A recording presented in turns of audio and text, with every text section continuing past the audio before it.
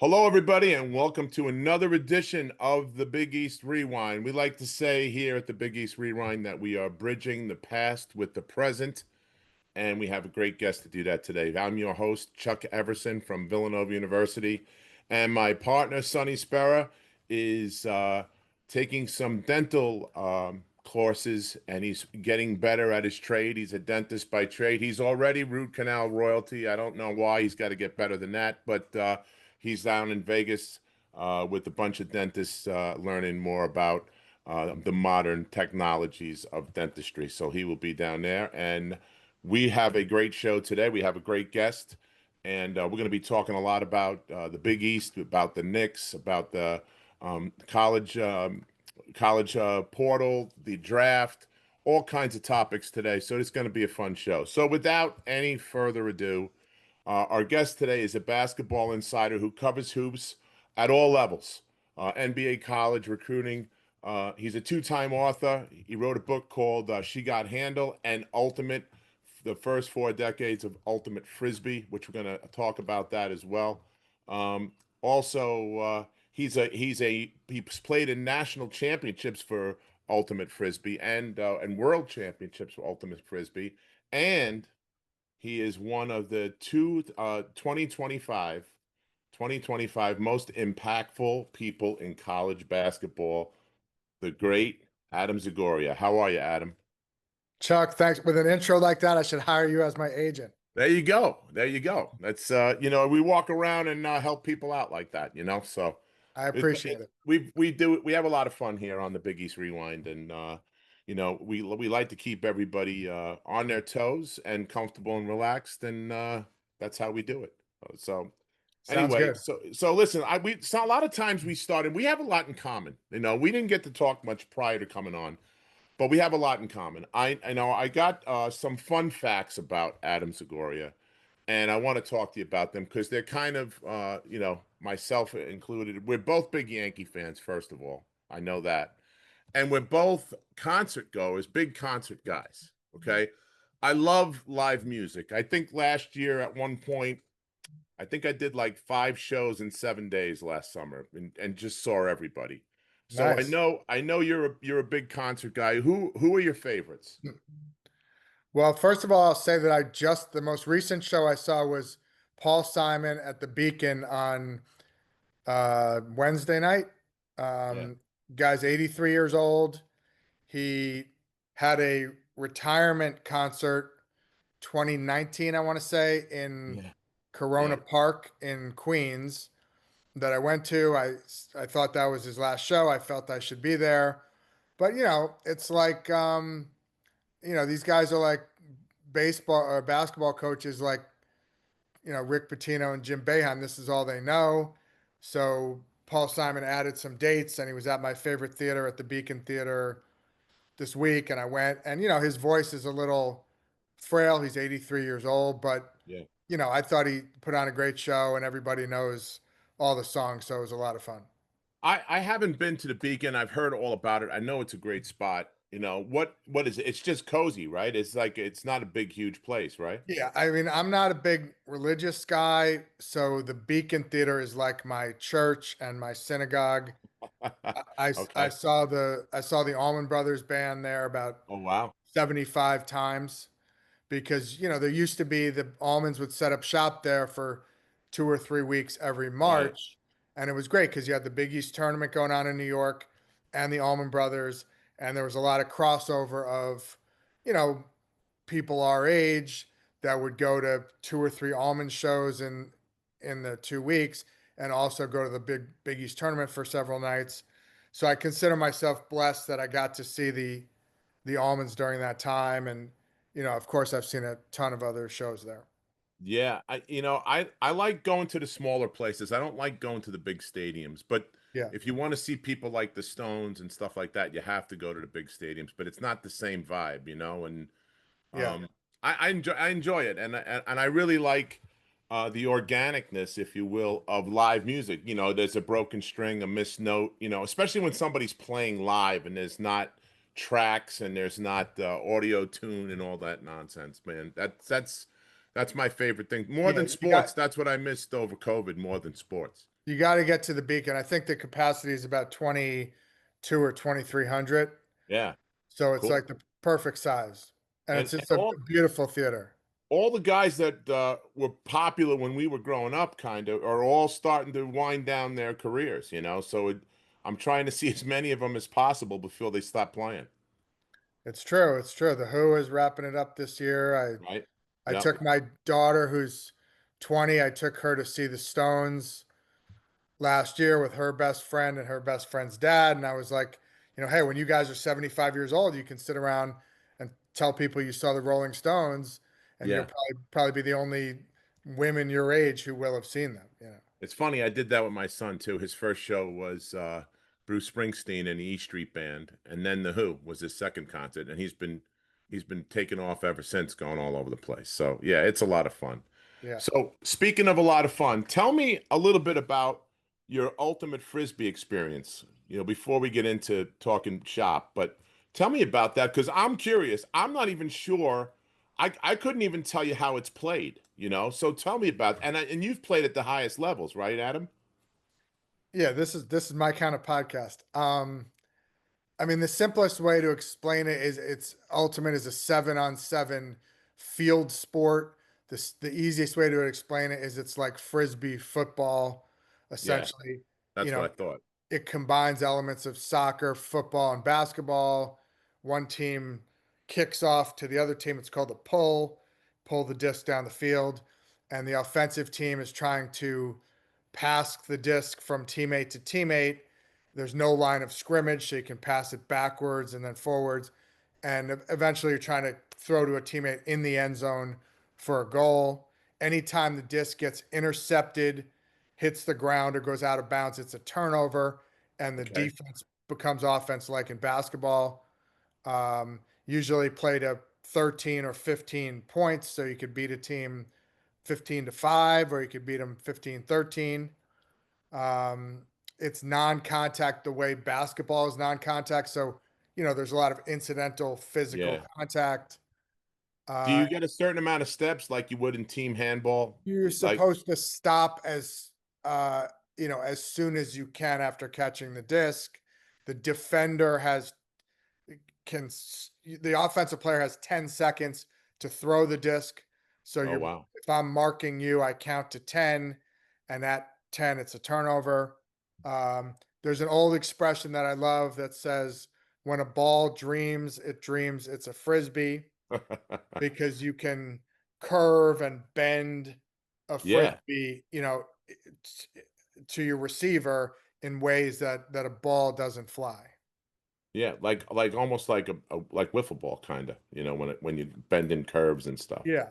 And you guys So got to be able to zing it. I mean, I've seen guys play on, that ultimate golf and stuff when they're that's throwing disc golf, disc this. golf. Yeah, I mean, they really can, you could really fling that thing then, I guess, right? Yeah, I mean, I'm 56. I've been playing for, almost 40 years. So I'm a little slower out on the field than I used to be, but Yep. offensively I can move it. I'm playing in the over 50 nationals next month in Colorado with my team. So it's fun. You see guys that you've known for 20, 30 years, and we're still getting out there competing, which is a lot of fun. And you're staying in shape. I mean, that's the main thing. At 56, I definitely wasn't playing basketball anymore, Adam. I got to be Yeah. honest with you. I mean, Yeah. I think I stopped around 42, and I thought that was good. But I know a lot of my friends are still balling at close to 60 years old. So hats off to you. That's awesome. So, and Thanks. you've gone places. I mean, you're in the world. Where have you gone? Playing tournaments, especially in the World Championships. Where are they usually held? Yeah, I mean, our national championships now are in Colorado every year. I mean, when I was younger, I played in tournaments all over the country. Nationals used to be in Sarasota, Florida. I Wow. played in the World Championships in St. Andrews in Scotland, which I know they have the British Open there sometimes. Yeah, Um, that's cool. yeah, it's a lot of fun. Yeah, it's a lot of fun. It keeps you in shape. It keeps you on your toes, that's for sure, right? So, Yeah, and it's all right. it's cool now because you see there's a semi-pro league called the Ultimate Frisbee Association with the young guys. So their highlights are on ESPN Sports Yeah. Center's top 10 a lot. So my new thing is at the Final Four every year, I throw the disc to Dan Hurley or uh, Todd Golden or whoever wins the championship, and it's become a little tradition.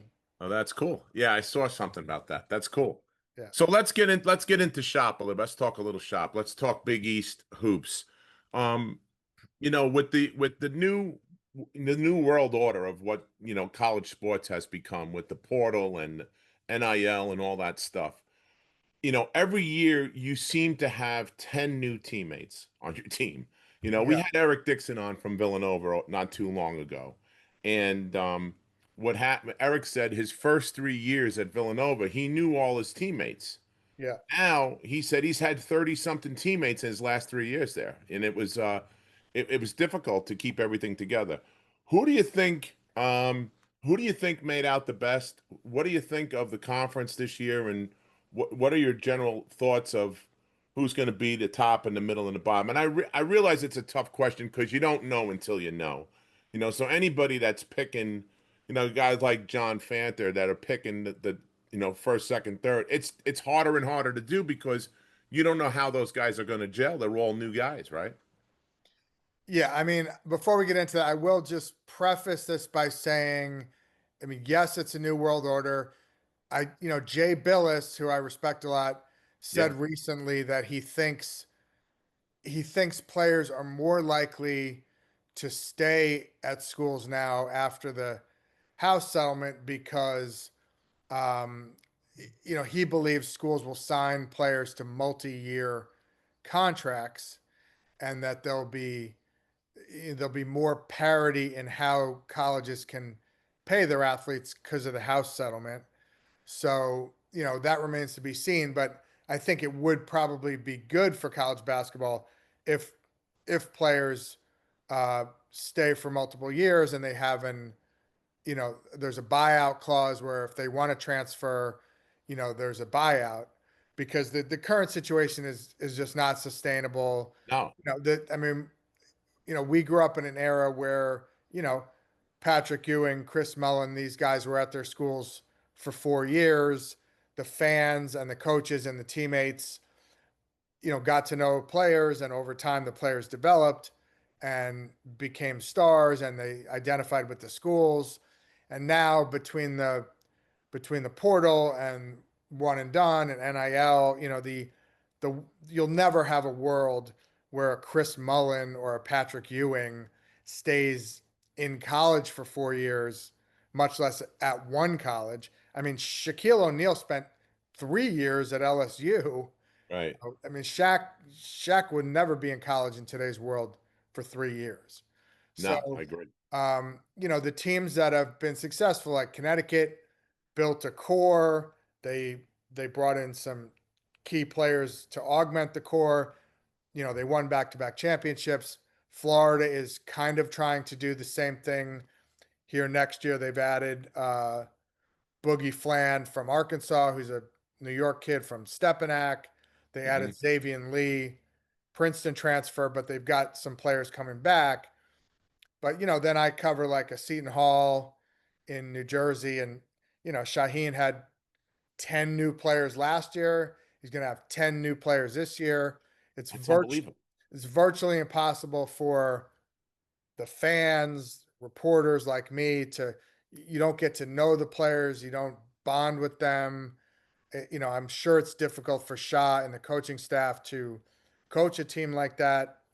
That said, in answer to your question, I think both St. John's and Connecticut are set up to be, their preseason top three, top five teams this year. There's a couple polls that has Rick Pitino and St. John's number one, UConn second or third. The rivalry, the budding kind of rivalry between Danny and Rick is great for the Big East. Yeah. Rick came into the league and Dan was kind of the boss. He won a couple championships, and you could tell Rick wasn't necessarily a big fan of that or of Yeah. Dan's sideline behavior. So they kind of went back and forth in the media with a lot of comments. But this year shapes up to be a great year if, if both of those teams are potential Final Four teams. Yeah, it's interesting. You're talking about people leaving and shifting and all that kind of stuff. And back when I played and when Sonny played, like you mentioned, Patrick and Chris, staying with their schools for 4 years. The other thing that's very different, Adam, is it's happened twice now in 2 years. Shaw's best kid, Kadari Richmond, goes across town in the Yeah, same conference. yeah, Now, back in the day, you had to sit out 2 years for that. You couldn't yeah, do that. And now this year, Bryce Hopkins is going to St. John's. right. So it's And Seton Hall lost Isaiah Coleman, who was their best player, not within the conference, but he transferred. So yeah, they're losing their best players. yeah, and the continuity. People, schools like Villanova and Connecticut to some degree that have built that culture from the older guys teaching the younger guys. It's hard to maintain that um, when there are no older guys. Everybody's a new guy. You got 10 quote unquote rookies, even though they may be veteran kids. And then the other thing that it affects the high school kids that are looking to get scholarships. Yeah. You got to be now absolutely the best of the best to even get a sniff of because why would I take a 17-year-old kid when I can get a 22-year-old kid or a 20-year-old kid, to come in and do the same thing, right? Yeah, it's interesting actually, because this weekend starts these June live periods where high school kids, I may try to stop by tonight in Philly, and there's Iona Prep has one next weekend, and the New Jersey prep and private schools like Blair have their own team events in June. And I'm kind of curious, how many college coaches are going? Is it going to be fewer than in previous years? Yeah. Am I gonna see Dan Hurley at these events? My guess is I won't see Rick Pitino there because he's not big on high school Yeah. kids. Um, so yeah, if you're Cooper Flagg or Liam McNeely or Dylan Harper or Ace Bailey, you're still going to get recruited out of high school and go to Of course. college, but you're Right. only going to be on campus for 6 months, 9 months, and then you're going to be in the draft, which we have coming up here next week. But Right. if you are a 2, 3 star player on your high school team, you're a good but not great high school player. Yeah, all the high school coaches say your scholarship offers are less and less, and maybe you go prep school for a year. Um, That's the new thing, right? I mean, prep school it was never this big back in the day. Now you have yeah, people it's even Cooper Flag well, reclassified, right? he reclassed ahead a year. Ahead, right? So he was 17 when he started at Duke, which is incredible, and he just Yeah, turned 18. Ace Bailey's still only 18, but the prep thing kind of had been going on for a while when I was like covering high school and college hoops at the Bergen Record and the Herald News, and kids would do it to get an extra year. But yeah, I'm kind of curious to take the temperature of the college coaches and the high school coaches, just you know, like you said, if you can get a 21, 22, 23-year-old transfer who's a grown man, yeah. he's going to help your college program immediately versus a Versus 17, yeah, 18 somebody year you old have high to school work kid. with. Right. So let's go back to the Big East for a minute. I'm gonna throw out a couple of teams. Tell me with the moves that they made in the offseason, that everybody is just starting to get back on the court now this week, maybe. Who's gotten better and who's stayed the same and who's kind of didn't get better. All right. Let's start right at the top of the list with the Johnnies. Just from some of the guys I saw, they brought the kid in from Arizona State who's supposed to be really good, right? The point guard. Joe San Sinone, yeah. Yeah. So talk about those guys for a minute if you can.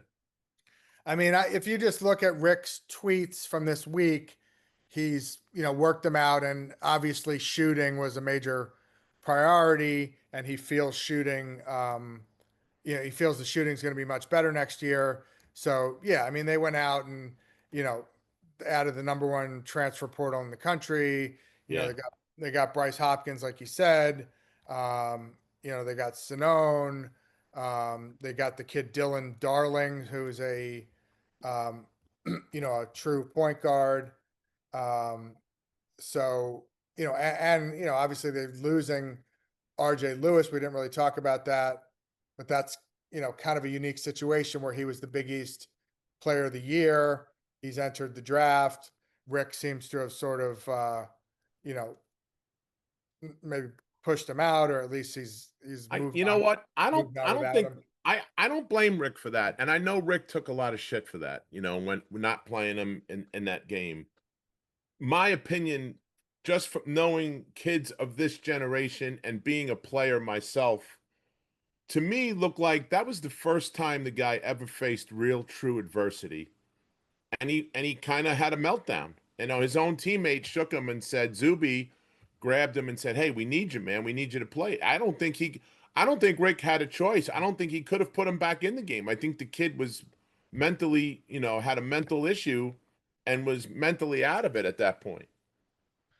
Yeah, I mean, he certainly, had his roughest night shooting, and he was struggling on defense. If you watch the Yeah, video replays of the game. Plus, Kadari was in foul trouble. So, I watched them most of the season, and, it was probably the first game where it wasn't a blowout where Kadari and RJ were on the bench at the end of the game, and you knew it didn't look good. yeah. So it's, I think you have to give RJ credit for the way he's handled the PR aspect of it. I mean, he hasn't Yep. he I'll give him. hasn't he hasn't ripped Rick or thrown Rick under the bus. He said his dream is to play in the NBA. He hopes he gets drafted. It'll be interesting to see if RJ goes. Maybe Yeah. somebody takes a flyer on him late first round or second round. But anyway, they've added a tremendous class. Dylan Mitchell, Cincinnati, Osiah Sellers from Stanford, Ian And they Jackson, and they kept the big guy too, didn't they? Zuby Yeah. Ejiofor is back. Ian Jackson he's a New York City kid from North Carolina who Rick says is a point guard.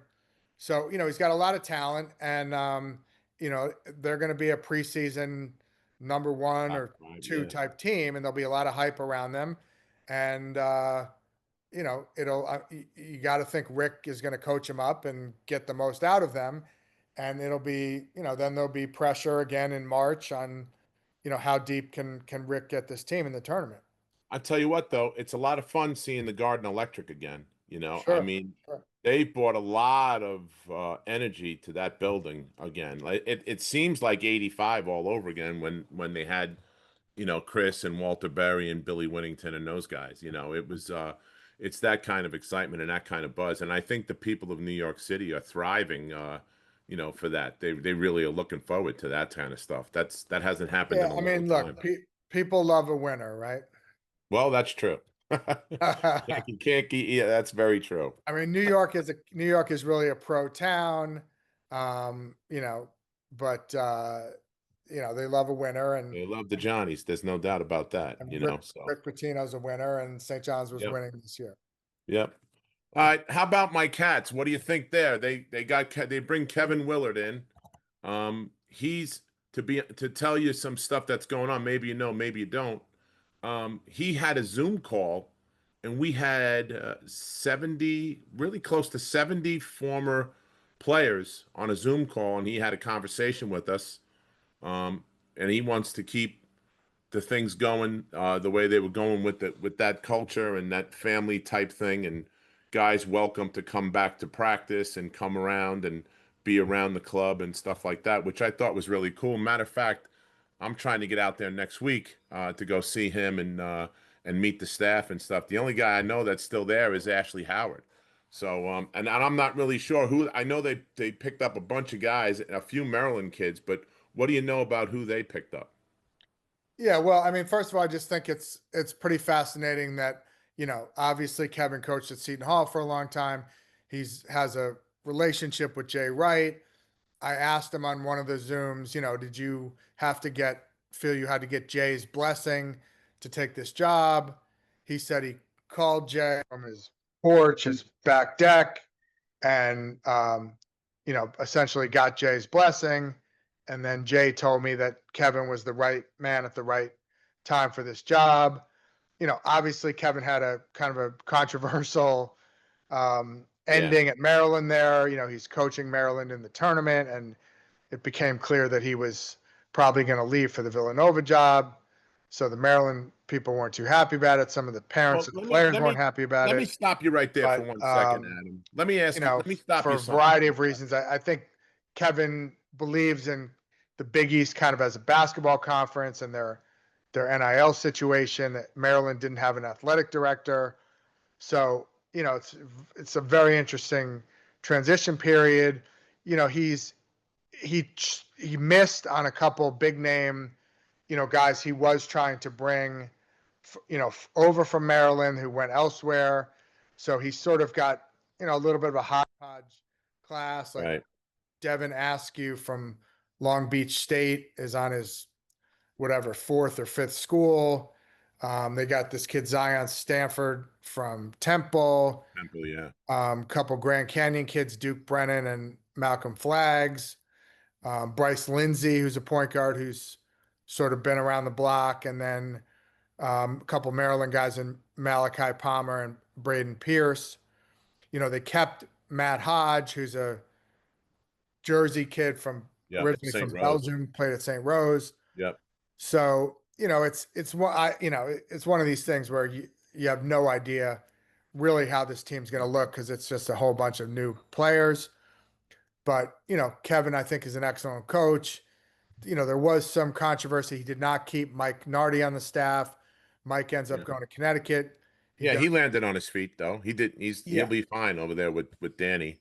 yeah, Yeah, but let me interrupt you for 1 second because you mentioned the exit from Maryland and how that got all discombobulated, if you will, right? My question to you on that, and they do it in college football too. Why do they open up the portal yeah, during the NCAA tournament? yeah, So now you can talk to coaches, you can talk to players. To me, that's insane to me. I mean, I'm old school guy, but same they do it in college football too. You had kids sitting out of bowl games yeah, because they were transferred. They were already gone. Same here. There was a couple of guys that there was a kid I think from Baylor that left and went someplace. Now he might not have been one of their top 7 kids, and I can't think of the kid's name off the top of my head. But why do they allow that yeah, to happen and cannibalize their own sport? yeah. It's a great question. I saw an NFL player tweeted that it would be the equivalent of beginning NFL free agency the week after the wild card round in the NFL playoffs. Yeah, Um, so it is crazy, and Will Wade was kind of the center of attention this year because he pretty much admitted I was there in Providence. He's coaching McNeese State. Somebody said the first day, "Have you spoken to NC State about their coaching opening?" And at this point, he had already taken the job, and he pretty much said, "Yes, I have spoken to them." And it was a little refreshing because most coaches would have said, I'm focused on my team here. We have a job to do. I'll worry about that after the tournament, blah, blah, blah. But he pretty much said yes. And then, yeah, by the time McNeese State won their first game, then lost their second game, NC State came out the day afterwards and said he was their new coach. And he also said that he was talking to his current players and hoping some of them would follow him. So, right. at least it was refreshing that he was being honest there. Um, so it is not great for the sport. It's good for reporters and people like me because it creates Oh yeah, storylines.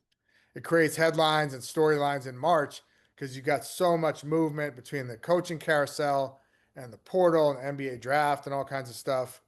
Um, but it does make for a disruptive time for sure. yeah. It's weird because they, like I said, they do it in college football too. There's got to be a reason they're doing it. I don't know what that is, but I don't understand why it couldn't wait 1 or 2 weeks till after the championship is played, and then open the floodgates. But there's got to be something more behind that. Yeah.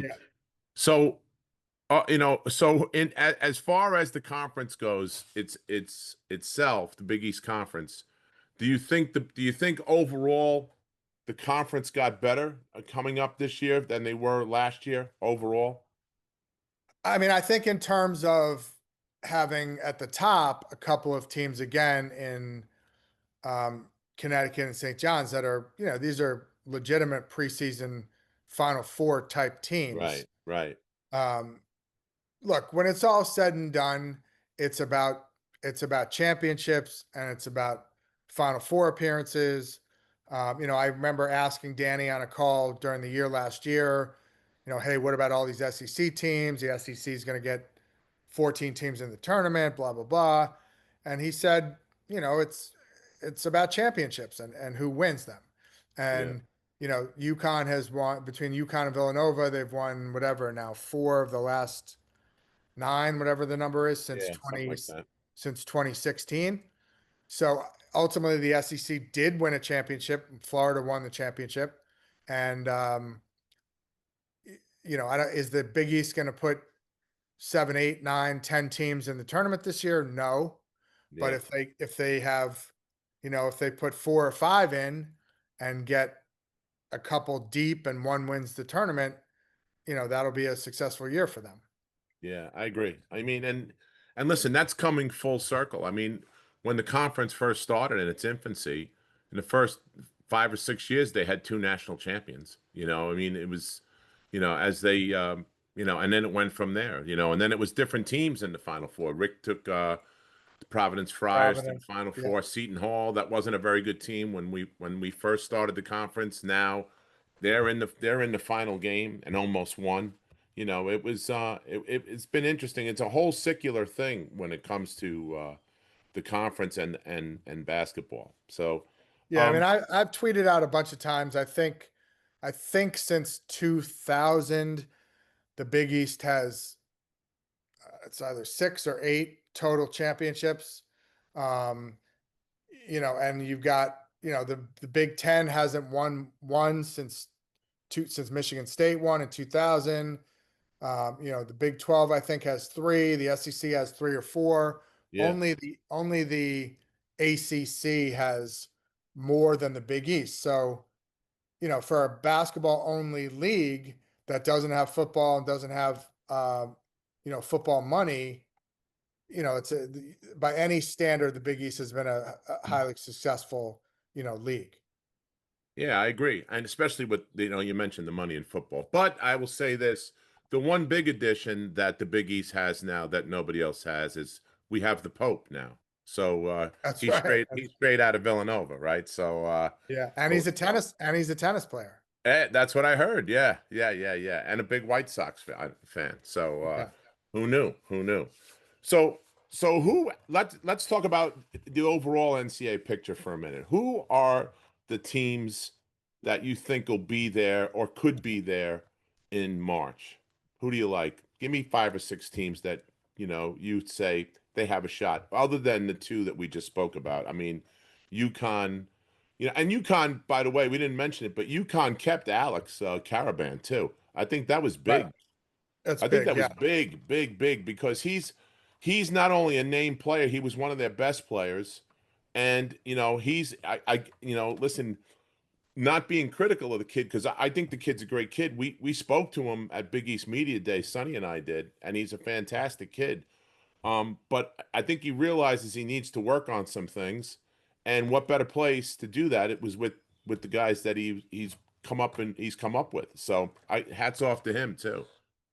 Yeah. A couple teams. I mean, first of all, BYU, which you know, I think everyone knows they got AJ DeBonsa, who is, maybe the number one. He's going to be in contention for the number one pick in the draft in 2026.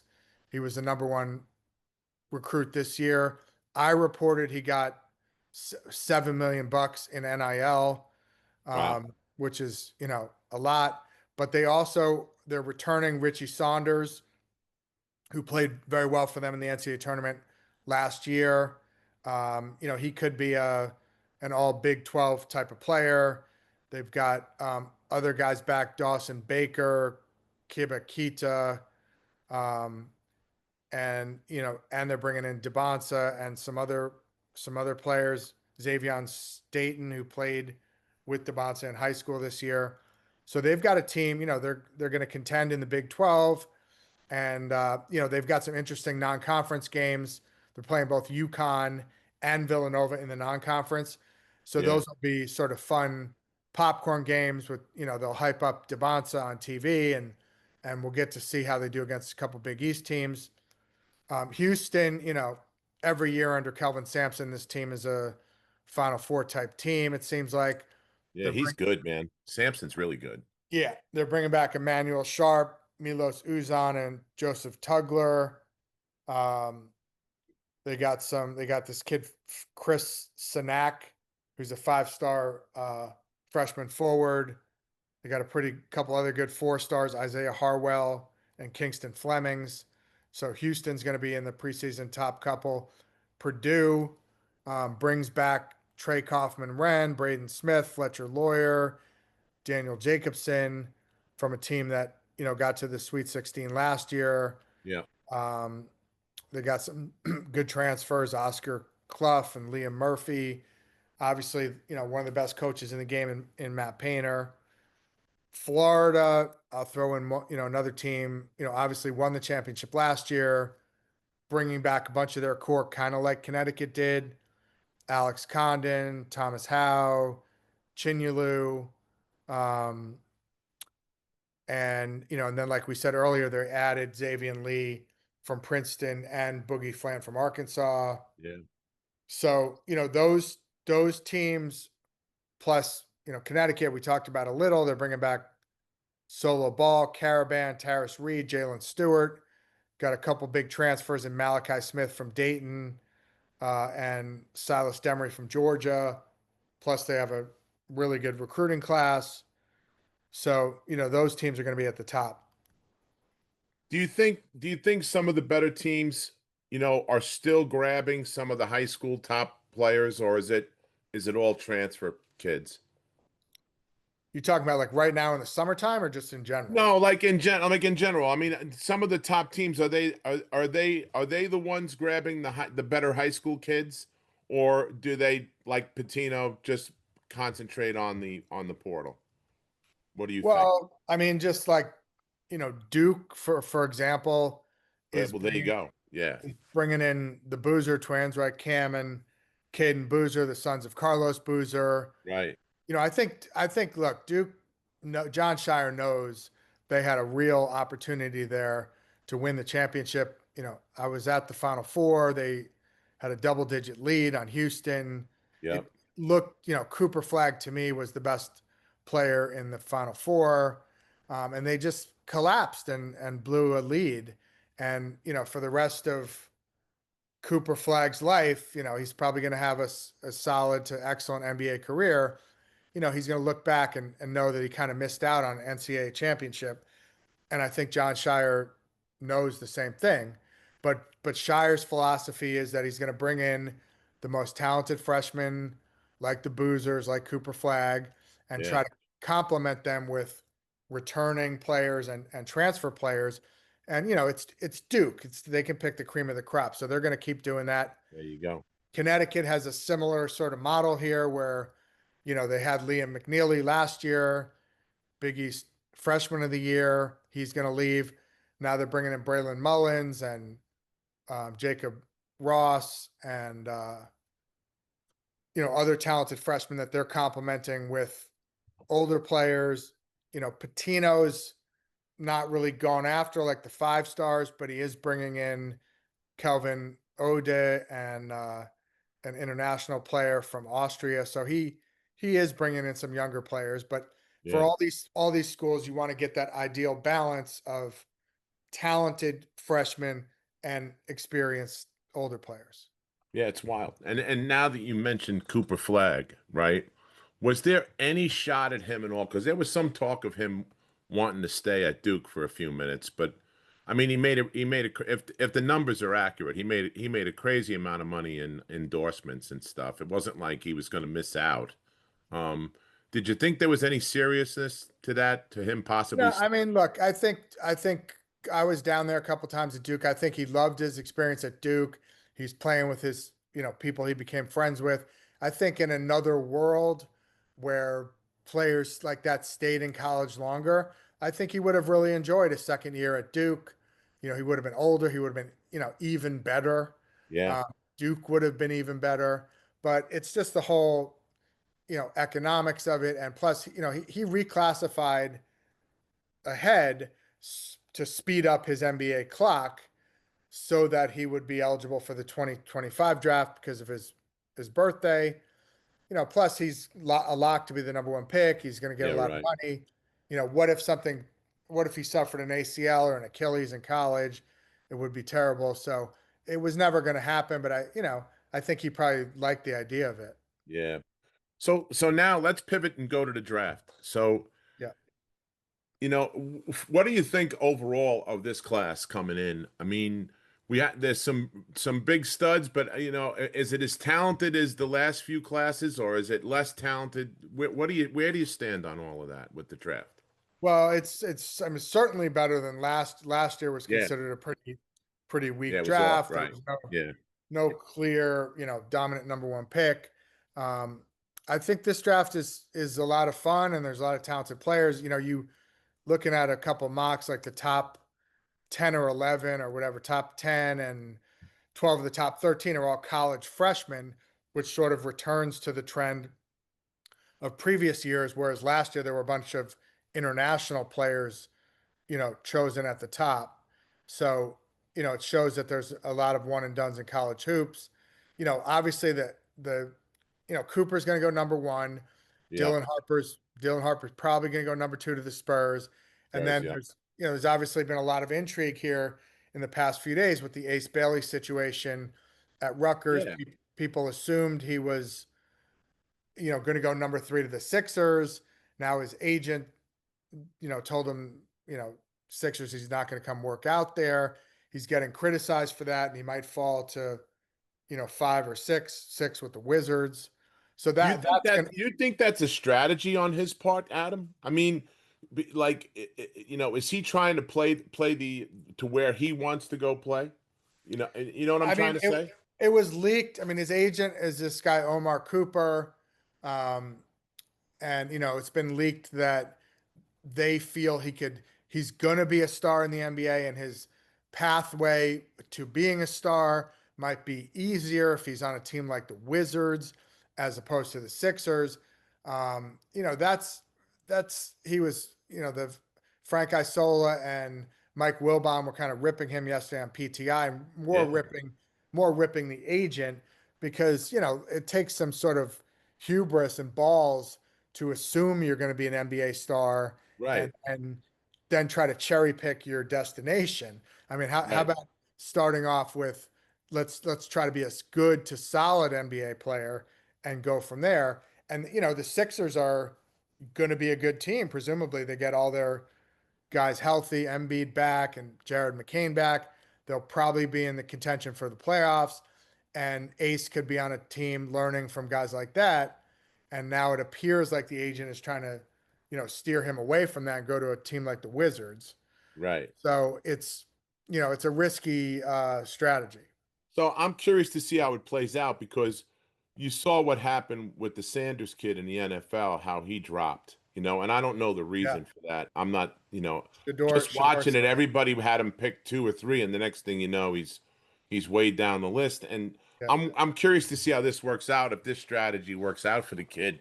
I mean, he at the beginning before any of this came out, he was in the top three, right? I mean, he was Yeah. everybody had him picked to go to the Sixers.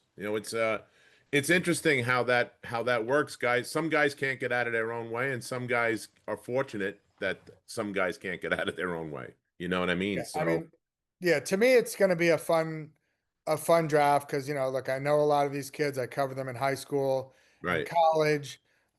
You got the local connection with the two Rutgers guys, even right, though obviously Rutgers didn't make the NCAA tournament, had a sub 500 season. That was considered a yeah, huge kind of rough. disappointment. Yeah, yeah, I got to give a shout out to my guy Kevin Boyle, right, former St. Patrick's coach and right. Montverde coach. He's going to have four guys possibly in the lottery from his Wow. Montverde team from 2 years ago that went undefeated. certainly four guys in the first round, including um, Cooper Flagg and then Derek Queen from Maryland, Asa Newell at Georgia, and Liam McNeely. So I think Kevin's going to be at the draft. This Cooper Flagg will be his fourth number one draft pick after Kyrie, Cade Cunningham, and Ben Simmons. Yeah, So I that's think pretty good. That's I pretty good. think I think John Calipari has four number ones in his career, but that's pretty elite company. Oh yeah, no doubt about that. You see any surprise players that may surprise people that may be a lower, maybe a second round pick or a low first round pick that might do better than anticipated? I mean, I think it's going to be fascinating to, the RJ Lewis story is going to be fascinating just because of what we discussed Yeah, before. Um, is he a NBA player? Does he wind up in the G League? Can he really help an NBA team? Um, there are some Big East guys we haven't talked about, like Ryan Kalkbrenner is a kind of a second round projected pick, 7'2" kid from Creighton, yeah. multiple time, you know, Big East Defensive Player of the Year. He could have an I think impact. he won four times, Adam, Yeah. right? I think him and Patrick might be the only two to do that, I think. Yeah, he could be interesting to watch in the NBA. He's a mobile big man, can alter and block shots. Walter Clayton obviously was the MOP, I believe, of the Final Four. Started at Iona under Rick Pitino, went to Florida, had a tremendous season this year with Florida, winning a championship. He's going to go somewhere probably late first round. It'll be fascinating to see where he goes. The kid Rasheer Fleming, 6'9" forward from St. Joe's, another sort of Northeast Yeah, he's pretty kid. good too. Yeah, Thomas Sorber, who's a Trenton, New Jersey kid, was injured at the end of the year. Georgetown, there was some question whether he'd come out. He's going to go somewhere in the first round. So, there's a lot of sort of local angles and Big East yeah, angles, and you won't really know for 2, 3, 5 years down the road with most of these guys. right. What about trade rumors? You think this will be a year for a lot of trades during the draft, or not so much? I mean, if you listen to the Brian Windhorst and the NBA guys, it sounds like there's going to be a lot of activity. Obviously people expect Kevin Durant to be traded, um, you know, maybe to the Spurs or the Rockets or the Heat. And, so you have the potential for a big time blockbuster trade on draft night with Adam Silver getting up there and saying, we have a trade. Right, And, right. maybe, trades involve draft picks and assets. The Knicks have obviously been linked to some of these trades, but they don't have the assets. They don't have the draft picks. Um, so I think at KD, I don't think Giannis is going to get dealt, but he was obviously talked about for a long time. So Yeah. there's potential for a lot of excitement. So let's pivot a little bit. You talked about the Knicks briefly. Okay, let's talk about that situation because they got a couple of my boys on there from Nova. Okay, and I thought the last 3 years they've gotten better every year, even though they made that big trade and got rid of Dante and Randall. Um, they brought in Cat. They still went to the conference finals, which hadn't been done in 25 years, and all of a sudden Tibbs is gone. What did you think of that decision? And do you think now? Did you think that the Knicks actually had a plan because they're trying to talk to coaches who are under contract, and everybody's saying no, thanks, you're not going to talk to my guy. What were your thoughts on that? Yeah, I mean, I was honestly surprised that it happened. I know, look, Kendrick Perkins said during the first round series that Tibbs was on the hot seat. Yeah, I know Steve Popper from Newsday asked Jalen Brunson after they lost, uh, do you feel your coach is safe or is he going to be back? And Jalen said, are we really asking this question yeah, right I now? saw that. Yeah, Are we really talking about this? So there were people speculating that Tibbs had sort of run his course. I was surprised it happened a couple days after they lost. And also now the Pacers are in a game 7 with the Thunder on Sunday night.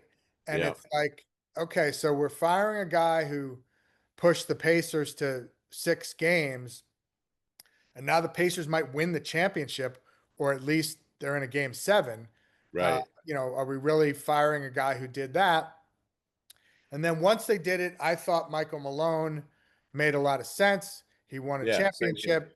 He's a New York guy. His father coached with the Knicks. He spent 2 years at Seton Hall Prep. They did not go in that direction. Now they've struck out on half a dozen sitting coaches, including Jason Kidd. So at least the optics don't look good, and it appears they're looking at Mike Brown and Taylor Jenkins. I think Taylor would be probably be a solid coach. He coached the Grizzlies. Um, he developed talent there. Um, so it's not a great optic, but I guess the counter argument is they know they're the only opening in the NBA right now, so they're not really competing with anyone else to Right. hire someone. Um, So they're so trying. It looks like they're trying to make a sound decision. I mean, not just taking who's left. That at least that's what it seems like. right, and yeah, again, we'll have to wait and see. I mean, there are some people joking they should have just hired Tibbs back and asked Yeah. Tibbs Right. to come I know. back. But, I understand that maybe Tibbs had sort of run his course there. There were players obviously had some feelings about playing so many minutes and getting worn down and his small rotation. But, obviously this is a decision that Dolan and Leon Rose and whatever Yeah. combination came to. And now we'll just have to wait and see what they do.